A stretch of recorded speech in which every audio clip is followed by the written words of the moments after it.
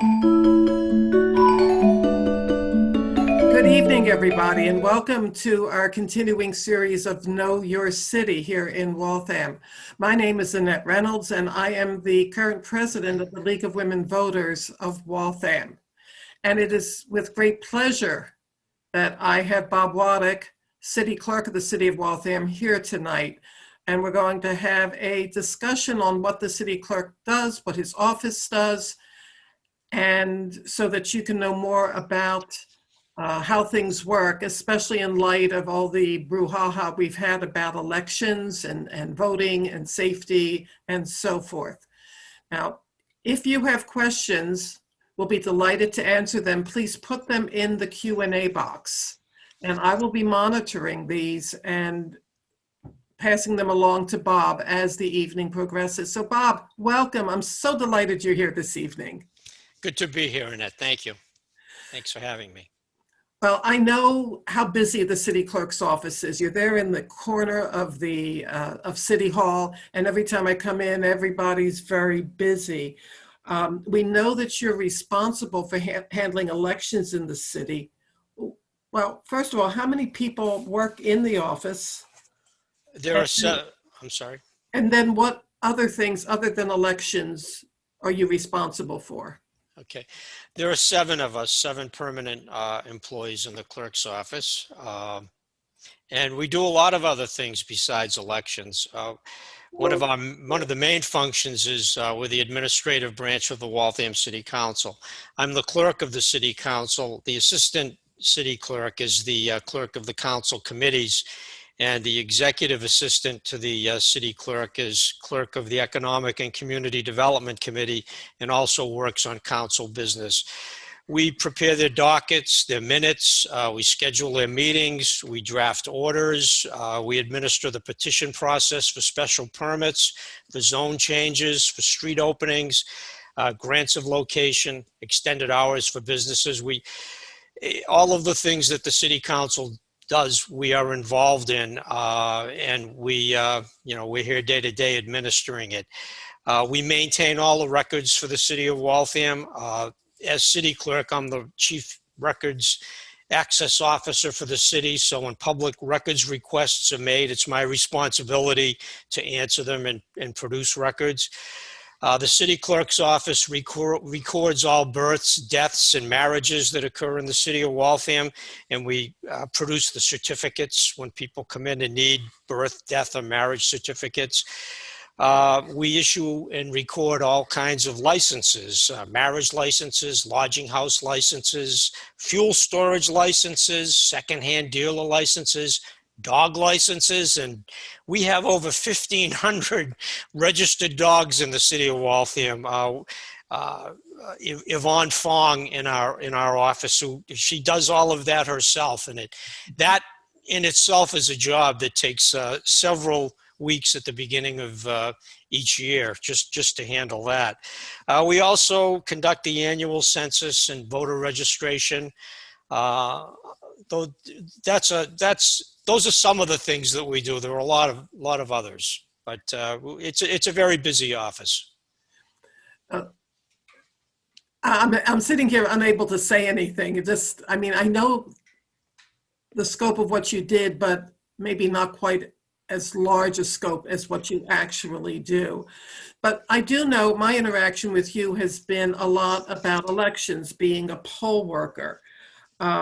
And some of the questions that arose in this last voting cycle had to do with security and taking care of everything. So let me ask you first, who are your poll workers? How do you get them? Well, we do it's ongoing recruiting, but when I joined the city clerk's office as city clerk in 2018, we had an established group of folks who come back year after year to do it. We're constantly bringing in new people, and we're constantly recruiting, but we started, I can't say that, I'm responsible for recruiting the over 100 people that we need for every election. Many of them had been doing it for years when I got here, but we have brought on a lot of new people. And I want to point out that especially last year during the pandemic, a lot of folks that have been doing it for years, and that, as people understand, I think a lot of the folks that do this are retired because, election days aren't holidays. So retired folks have the time; they're not working. So we do have a lot of retired people that work as poll workers. A lot of them in 2020, because of the pandemic, opted not to work, which is understandable. So we did have to do quite a bit of recruiting. We brought in a lot of new people, and we are very, very grateful to the people of the community for stepping up and coming forward. Because without, as you know, without staffing the polling places, we can't really conduct an election. We need the people out there to do it. And fortunately, the people of the community stepped up. The younger people in the community stepped up this year and were willing to, to come forward and help. But the short answer to your question is the recruiting process is ongoing. There's information on the city's website. There's information on the Secretary of the Commonwealth's website, and we welcome folks who who are interested and want to help us out. As a matter of fact, not only did a lot of people step up last year, we had a wait list of over 30 people.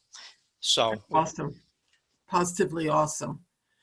Now, this past election, we had mail-in voting. It seems it was, 2 years ago that 4 years ago, we started with the early voting. Actually, it was the last presidential election, if my memory serves me correctly, where people could vote within, I think it was about a week before the election to come in early. This time it was a little bit longer. And then with this election cycle, we also had mail-in voting. How was that handled? How did that affect you? It was a big change from the old way of doing it. It was an awful lot of work. I will tell you that, because we had 2 weeks. We had a week of early voting in the primary, plus the mail-in voting. We had 2 weeks of early voting for the general election, plus the mail-in voting. So it's labor intensive. The mail-in voting, we had to put together the packages and send them out, and then process them when they came in. We had a group of people. We now have the former Bright School, which is the Rosario Russ Malone City Records and Archive Center, which we use for elections. And thank goodness we had that facility, because we had people working there every day to get the mail out and to process the mail when it was coming in. It was a monumental effort. We knew it was coming. We planned in advance. We have a very talented group of people here, small staff, but talented and dedicated. And I'm so proud of the work they did to get it done. And all of the people, all of the part-time people that helped out, it went very well. I was very proud and very happy with how the election was conducted. It was the result of a lot of hard work by a lot of people. Yeah. Well, let me ask you a question. And this, how do you keep track of it? How do you make sure that I didn't request a mail-in ballot and then go back to the school to vote on election day? How do you know that I'm not voting twice?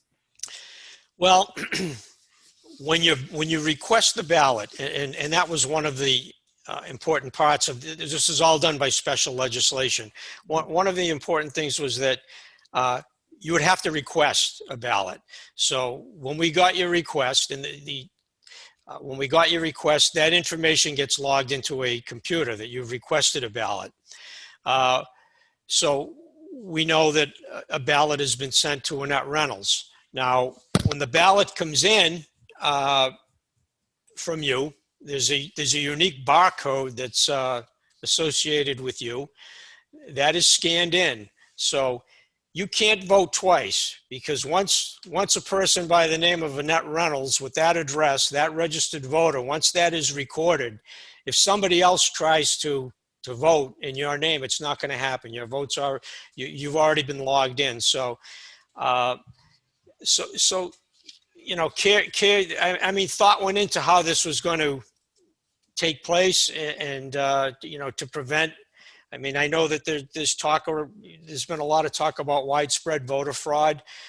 Uh, can people game the system? Is it possible? I suppose it is, but you know, it really can't happen on a large scale. It's not going to happen on any large scale, and we witnessed it here in Waltham. I mean, it didn't happen. People, you know, ballots were sent to people who requested them, and ballots came back from people who requested them. You know, we did have, I got to tell you, we did have one hiccup, and it was a result of, you know, the pioneering this process when the state, you know, when the state unveiled the software, when the state unveiled the program, they allowed people to request a ballot for the preliminary and the general election, you know, at the outset, but they didn't have the computer portal set up properly so that the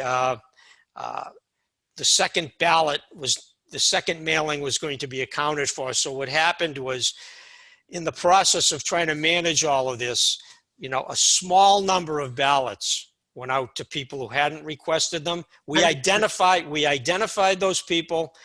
We went on social media. We went on cable. We went to the newspaper, and we mailed every single one of them and told them, you know, you have to, we enclosed the request and said, we have to have a request on file from you in order for your ballot to count. We know you got a ballot, but if you don't fill out the request and send it in, we can't count your ballot. So we addressed that situation. I just wanted to be upfront about that. That was a hiccup, but there was no fraud there. You know, and Waltham wasn't the only community that encountered that little difficulty, but we fixed it. Yeah. Well, I have a question here. Is the process the same in every community in the Commonwealth? For early voting? For the early voting or the requesting of the by mail? Yes. Yeah. It was state law. Okay. We all followed state law. Now I'm going to go back to some grumblings I've heard, or questions I've heard when I was working the polls. Are the voting machines secure? Absolutely. Absolutely. One of the first things I did when I came in as city clerk is I asked for to replace the voting equipment. The voting equipment that we had been using was approaching the end of its useful life, and we purchased all new voting equipment back in 2019. So it's relatively new. It's a year and a half old. They are the Dominion precinct tabulators. You're familiar with, I believe you, Annette, you're familiar with the voting equipment. The voting machines are essentially scanners. People fill out a paper ballot. They fill out dots, much like you would do when you take a standardized test. You feed it into the machine reads the ballot.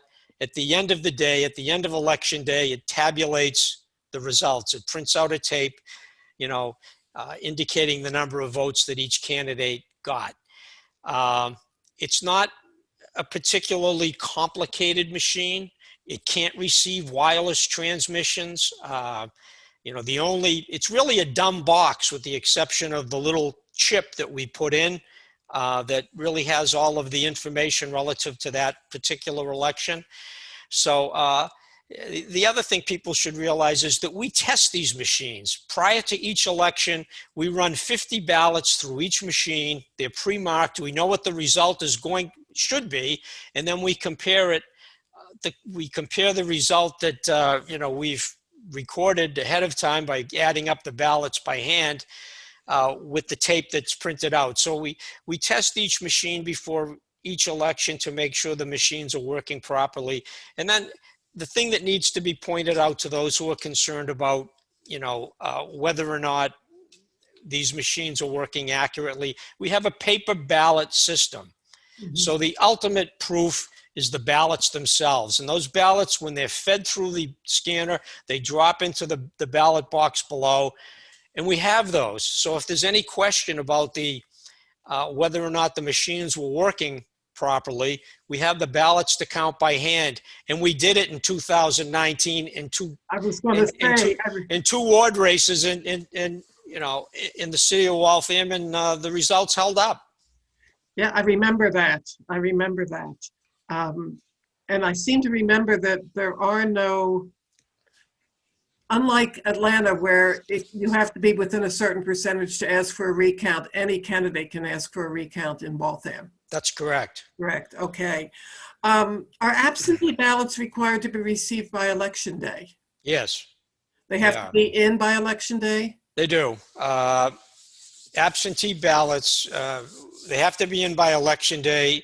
What happens is when we get them in by election day, we get them out to the polling places to be scanned into the machine. So there's a little bit of confusion there because we didn't have in-person absentee voting this year.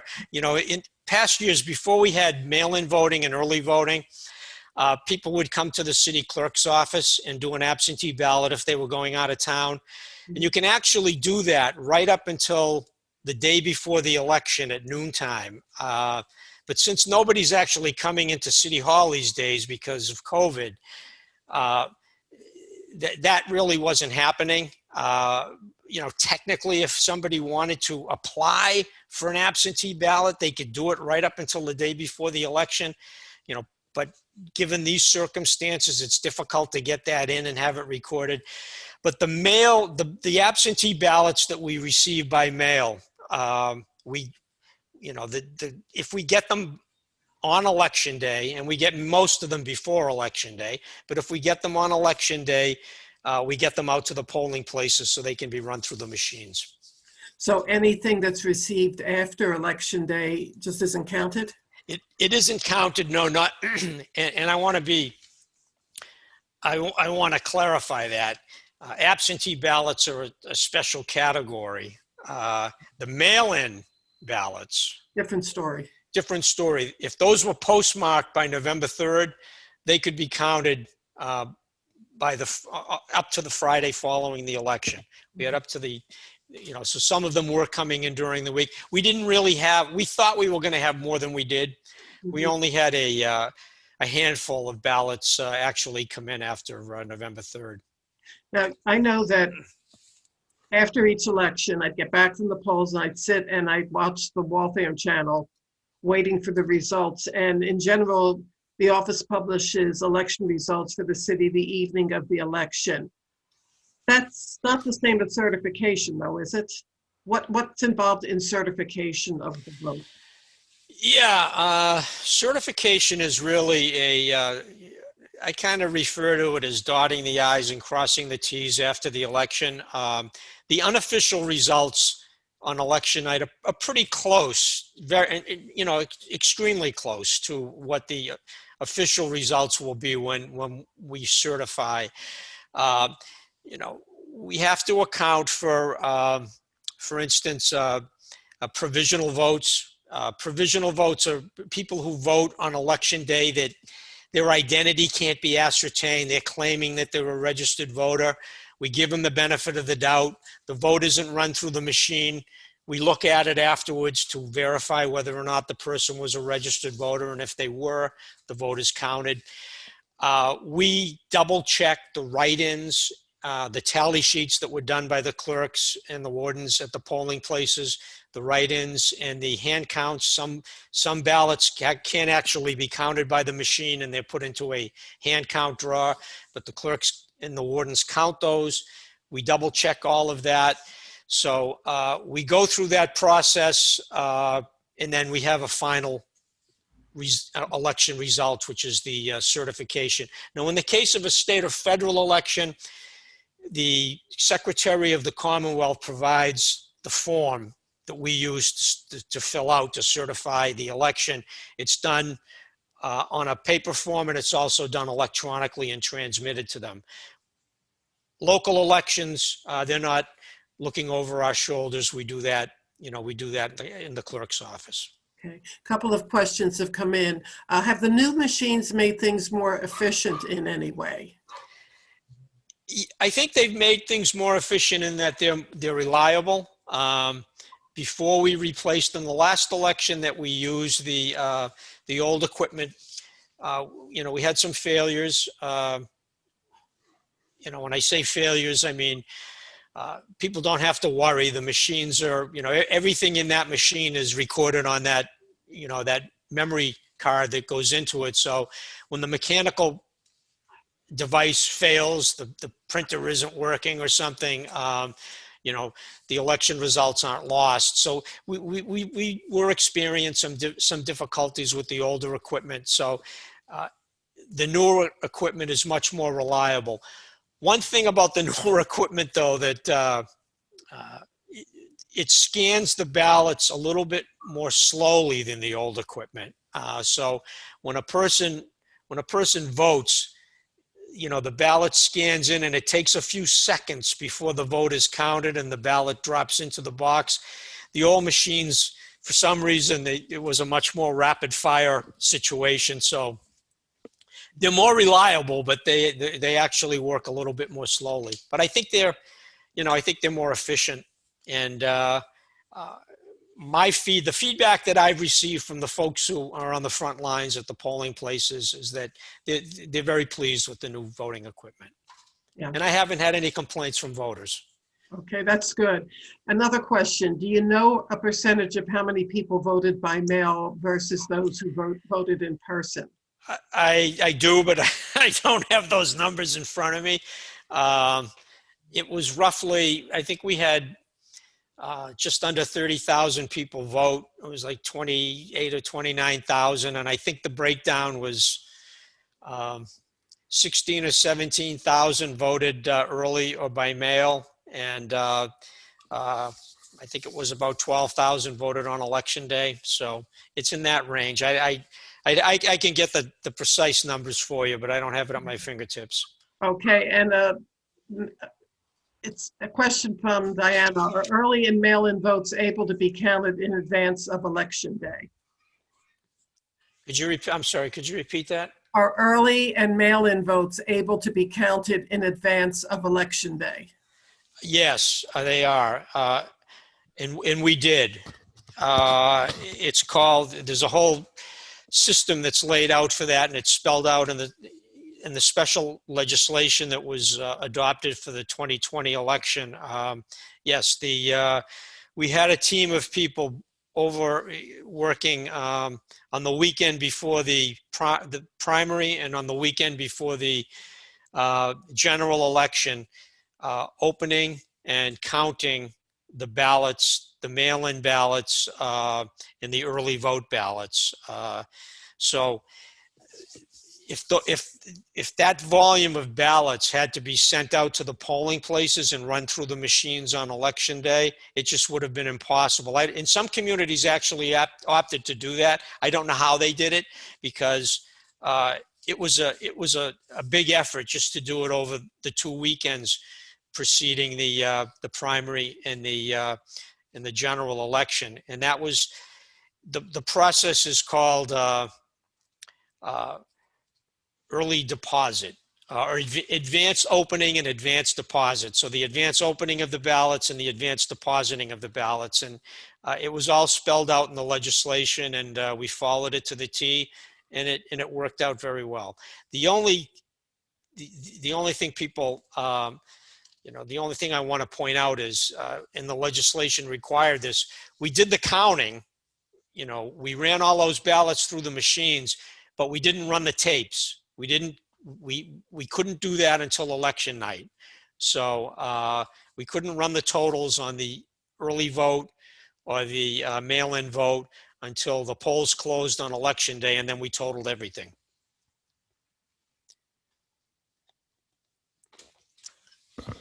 I'm sorry, I muted myself. The joys of working from home. I have another question. Do military and international ballots have to be in by election day as well? No, they don't. We have a period of time after the election for those to be received. And again, I should have pointed that out when we talked about certification. That's another.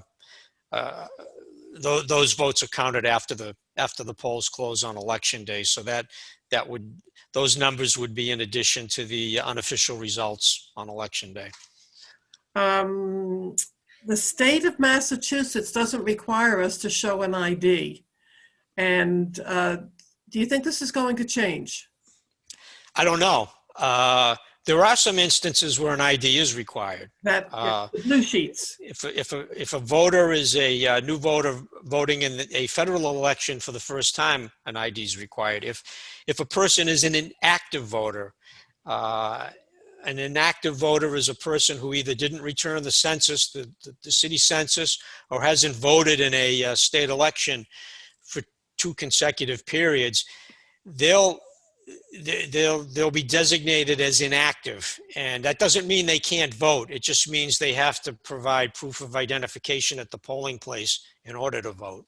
Mhm. So there are instances where ID is required, but generally speaking, people who come in to vote and who are in the book as a registered voter, their ID is not required in Massachusetts. Well, you brought up something interesting, the city census, and every winter we get that form to fill out. How does this differ from the 10-year census, and what do you do with the information? The city census is required by state law, and it's an annual census. Uh, we we send it out. Your colleague, as a matter of fact, Georgie Halleck, takes the city census form. She uses it at the polling places because when people come in and they can't understand why they're an inactive voter, she says, because you probably didn't fill this out. And I think that's wonderful that she does that, because that's what happens if you ignore that. What the city census is used for is to maintain our voting lists. It's used by the state to develop jury lists. The information is used with respect to projecting school enrollments. The information identifies veterans and senior citizens who might be entitled to services and benefits. And we are also required to publish a street listing and as part of the city census. So we take the information and we publish a street listing. The names and addresses and date of birth of every resident of the city 17 years and older is in that annual street listing that we publish. So the federal census is required by the Constitution of the United States. It determines a lot of things. Our representation in Congress, the Commonwealth of Massachusetts, has 9 congressional seats. I don't know the 2020 census, the population. We may retain the 9 seats. Maybe we'll lose a seat, maybe we'll gain a seat. Most likely we'll retain the 9 seats, but also what happens, the population distribution would require the congressional districts possibly to be redrawn. It affects us at the local level with our wards and precincts. The federal census determines the allocation of federal funding. The city of Waltham, the federal funding that we obtain from the federal government is going to depend on our numbers. So those are some of the differences between the city census and the federal census. Now, we know that we'll be getting the results of the federal census, and you've mentioned it does affect us in the city. Will the city wards be redistricted? Most likely. I've been through a few of them. In fact, I think I've been through every one. I've been working in some capacity in Waltham's government. I was on the school committee in 1990. I was working in the mayor's office in 2000 as deputy mayor. In 2010, I was a city councilor, and now for the 2020 census, I'm city clerk. And my recollection is that in every instance, the results of the 10-year census resulted in a redistricting in the city. Sometimes it's not a major redistricting. The ward and precinct lines might shift slightly. It remains to be seen, but I'm pretty confident there will be an impact, because in my experience, there has been every time. I'm smiling because I'm the last house in one ward, and across the street is the next ward, so I don't know where I'm going to end up after this. But what does the process look like here in the city? How does that all work out? You get the numbers, you know where people live, and then what happens?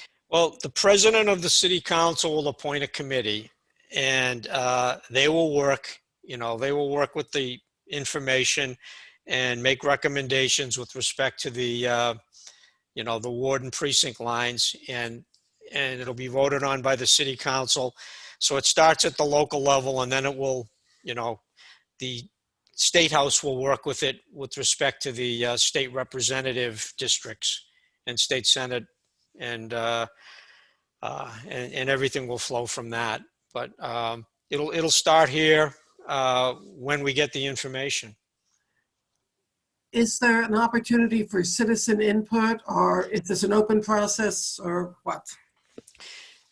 There will be it will be an open process because all governmental meetings are open public meetings. So the process, I believe, the process will be open and transparent. Uh, and I suspect that there will be an opportunity for input from from groups and organizations. At least they'll be able to actively, you know, uh, attend meetings. Who know? I mean, right now, much of what we're doing is, as you know, is by Zoom. Mhm. Maybe by the time we get into the actual uh, work with respect to dealing with the census, we'll be, maybe we'll be back to in-person meetings. It's tough to predict, but Good. certainly the whole process will be open and transparent. Good. I have a question here. How was Waltham's participation rate in the 2020 census? Do you know? I don't know yet, no, Okay.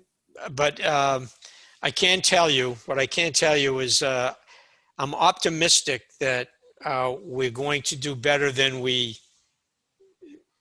we did traditionally. Uh, we put a lot of effort. Carlos Vidal, Councilor at Large, Carlos Vidal, uh, you know, was the chairman of the Complete Count Committee, and I know Carlos put a lot of time into it. Uh, we had some issues with respect to participation on the south side in Waltham, and his colleagues in city government, Councilor Kathy Ann Harris and Councilor Carlos Paz, also got involved. They did door-to-door solicitation. They did flyer drops. So they worked very hard in that target area, which was, the participation level was, below expectation. So hopefully, I haven't seen the results yet, but hopefully the hard work that they put in will pay off. Good. Another question. This is interesting. Where does the city stand with regard to electronic records? Are most records still created in paper form, or are they done electronically with no paper? And does each department make its own decisions regarding electronic records, or do you have influence over this? Well, I don't know how much influence I have. Uh, I think we've made quite a bit of progress with respect to that. A lot of things are in both. We have paper and electronic records. Now, the city council dockets and all of the supporting information is done in paper, and we do what's called an e-docket. So citizens can go onto the city council website, and all of the information for an upcoming city council meeting is is is on what's called the e-docket. They can, click on the e-docket, see the docket for the council meeting, all the communications, all of the underlying correspondence. It's all there. Uh, so we're trying in the city clerk's office to do as much of our business electronically as possible. As I said, I'm the public records access officer for the city. So, you know, most of the public records requests that I get are by email. And when I transmit records to people, I do it electronically if possible. You know, documents are already scanned or they're forwarded to me electronically by other departments. So we do a great deal of our business electronically now, and you know, it'll get better over time. You know, we're not paperless at this point, but you know, I think we will be at some point in the future, I believe. Okay, let's shift gears just a little bit here. We have city council elections coming up this year. We do. I just love these. They're so much fun. Because if I can share with the audience, before we came on stage here tonight, I was remarking about how some people are just timid when it comes to engaging with their public figures. They feel they have no voice. And one of the things I really like about our local elections is that citizens and voters can engage with the people who are running for office. So how does one run for office here in the city as a city councilor? As a city councilor, really, it's sometime in early May, late April, early May. Folks will be able to come down and take out nomination papers. In order to get on the ballot for a city election, you need the signatures of 50 registered voters. Whether you're running for mayor, school committee, or city council, you need to get the signatures of 50 registered voters. Now, obviously, we advise people to get more than 50 signatures because those signatures have to be certified by our office. And if a person signs but is not a registered voter or is not a resident of Waltham, that signature won't count. So you need 50 good signatures. We always suggest to candidates that they get as many as possible. The city clerk's office will provide for each person that's interested in running and each candidate a packet of information. That packet will include the nomination papers, a ward and precinct map, a voter list, you know, usually on a thumb drive, voter list of the city of Waltham, information about campaign financing, and some instructive materials. So we give candidates, prospective candidates, a package of information, really everything they need to know to get started and to run. So we are putting together the election calendar for the city right now, and hopefully we will have that for city council approval within the next week or so. And once we have the calendar established, that will also be made publicly available. And folks that are interested in running, you know, they can make their plans. And I know as a person that's run for office before, you know, you don't have to wait for the day that nomination papers are available or the day that our packets are available. If you're interested in running, nothing's stopping you from getting started now and talking to your friends and neighbors and supporters and getting the word out. That's freedom of speech.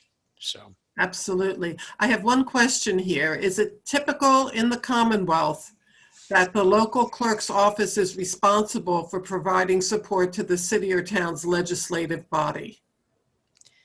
I believe so. Yeah, my colleagues in other communities, you know, and I mean, I do talk to them from time to time. Yeah, especially in cities and in towns as well.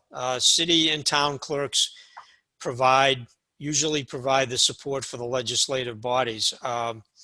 When I worked in the city of Newton, I worked in the city of Newton for 11 years, and the city clerk's office, you know, operated very similar to our city clerk's office. They were the administrative branch of the city council formerly the Board of Aldermen. But and I know in other Massachusetts cities, it works in a similar fashion. So yeah, the city clerk's offices are typically the provide support to the legislative branch.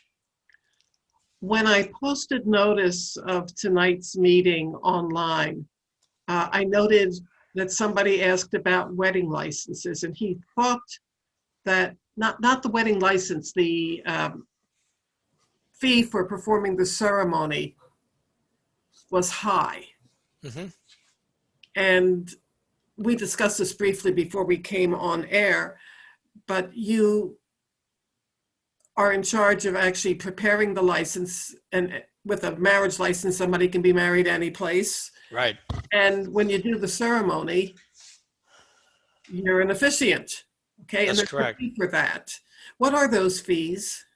At the municipal level, if a wedding ceremony is performed at it's a city hall wedding, it's the fee is $100. It's set by statute.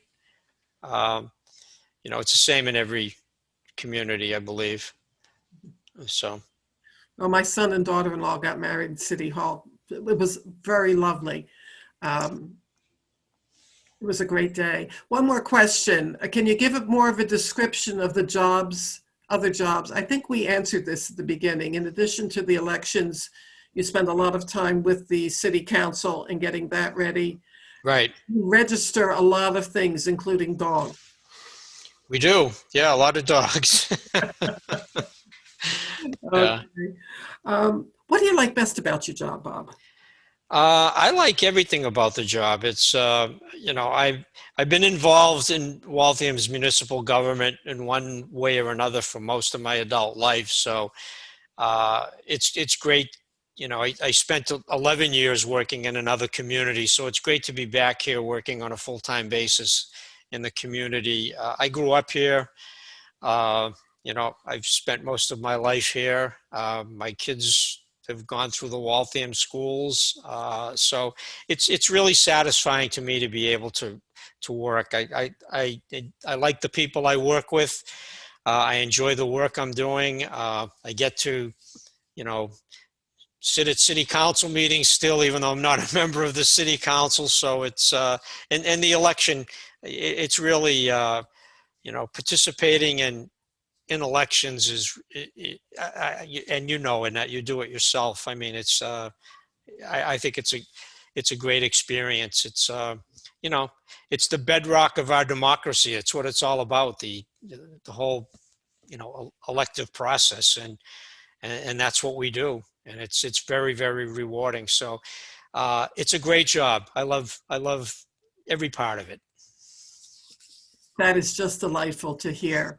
Well, I see no more questions from our audience. We've gone through our list of topics. You have shared so much information tonight, Bob. I thank you very much, and it's greatly appreciated. At some future time, this recording will be made available for those who weren't able to come here tonight. Excuse me. And I want to thank you very, very much, personally and also from the League. Thank you, Annette. Thanks for having me on. Thank you.